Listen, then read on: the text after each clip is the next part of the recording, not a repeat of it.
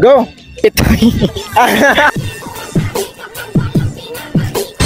Gawa ng pitoy, may bulbul sa balik. Oo, may bulol.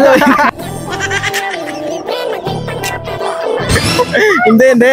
Another pa rin. Atakan ko ikaw, chance. Ano? Grabe ka. Right? English na Tagalog. Depende sa imo. Liwaton ko ang question na. Liwaton ko.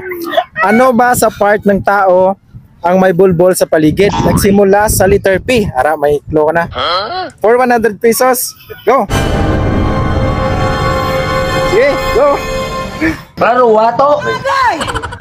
Yan ba lang tanan mo nga ano? Yan ba lang tanan mo nga... Letter P, no? Oh. Kamu ba si may ara ka mo idea? Ina-idea. Letter P.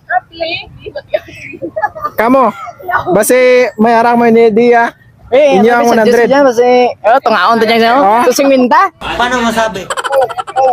Sige, P sige. gani. Letter P. Paso, eh, dikit. Sara, kamu video na sila. Oh, ikaw, Kamu. pre. Ikaw. Oh. Sige, sige. Uy, Siya. kaya tapat mo ah. Uy, kaya mo. Sara mga idol, Susing are. minta ako mag...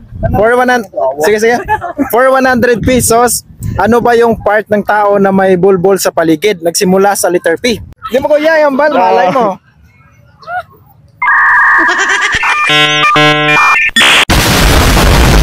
So wala, puro pastanan. Ayun mga idol, wala gid ka may nakalagpat sa aton nga challenge. Basi, mananaw. Oh, basta kag may shoutout na lang mo. Shoutout sa mga Sumido family kag Paragados family. Yes sir. Shoutout gali kay Diben dyan. Deb! Yes sir. So, ara lang mga idol. Thank you. Wala gid.